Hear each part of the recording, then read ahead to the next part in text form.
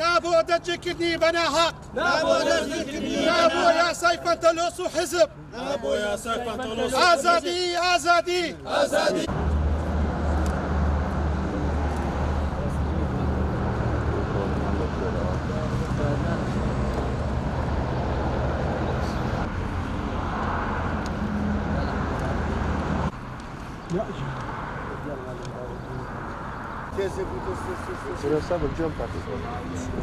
Dilerim makyajcılar biniyor.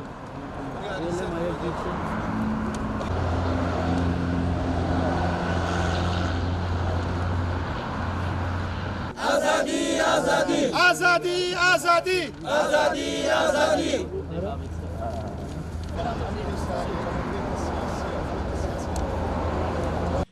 پاداشتی پێشمەرگەیەکی دێرین لای دەسەڵاتی کوردی زیندان بوو.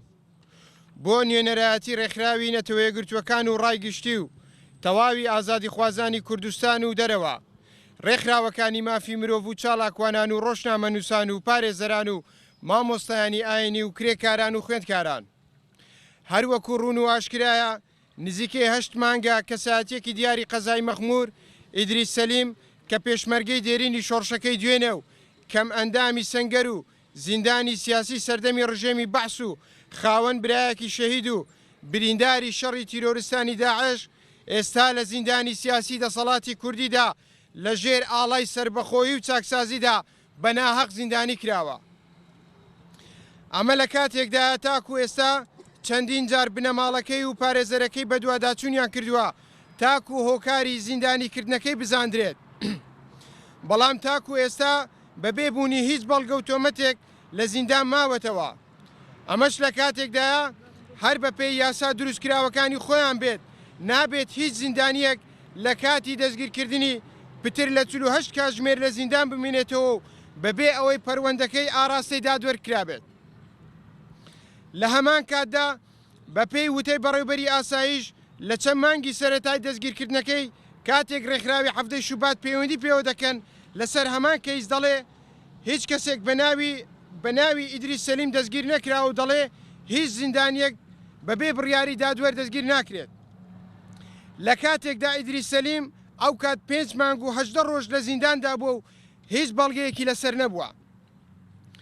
هەر لە درێژەی بە دوواداچوونەکانی ئازادی خوازان سەرانی ئاسایش دانیان بۆ ڕاستیە داناوە کە ناوبراو هیچ جۆرە بەڵگەیەکی لەسەر نییە و دەستگیرکردنەکەی پەیوەندی بە کەیسی سیاسیەوە هەیە نەک یاسایی.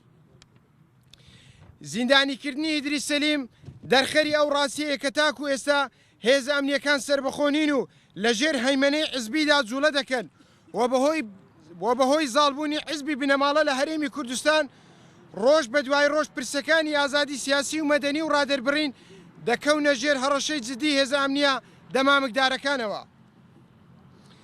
دەستگیرکردنە بە ناحەقیەکەی مام ئیدریس سەلیم لە دوای خۆیدا دارێکی تر کەیسی پێشێلکاریەکان لە هەرێمی کوردستان زیندوو دەکاتەوە تا ئەم ساتە لە ژێرناوی دادگای حیزب و پەرلەمانی حیزب و سەرۆکی حیزب و دەستەی بە ناوی سربەخۆی مافی مرۆڤ و دەیان حیزب و حیزبی تردا درێژە بە پێشێلکاری مافەکانی مرۆڤ دەدرێت لە هەرێمی کوردستان.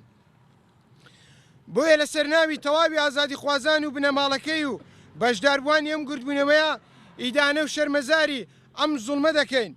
پێشمان وایە ئەوەی بەرامبەر بە مام ئیدریس کراوە بەرامبەر بە ئێمەش کراوە.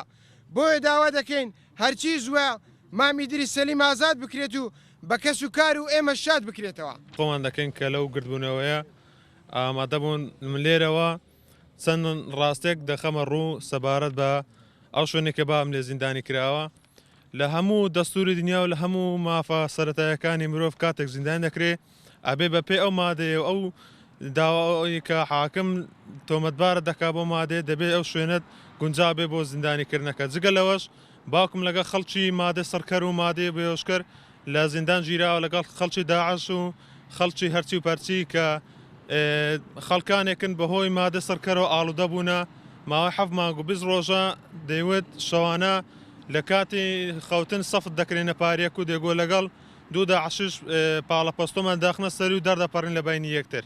ئەوە لەلایەک جگە لەوە باوم کە مندامی سنگەرە و ڕێژەی کە مندامی 1960 و جگە لەوانە ڕۆژانە دەرمان و پێداویستی جەستایی وەردەگرێتن و باری دەرونیشی تەواو نییە. لەو نێوەندەدا من داوا لە دەستەی مافی مرۆڤ و هەموو ناوەندە جیهانیەکان دەکەم سەبارەت بە حقوقی ئینسان کە پێداداچنەوە بکەن سەبارەت بەو کەیسە و چکە حاڵی دەورونی زۆر باش نییە و داوای ئازادکردن دەکەم.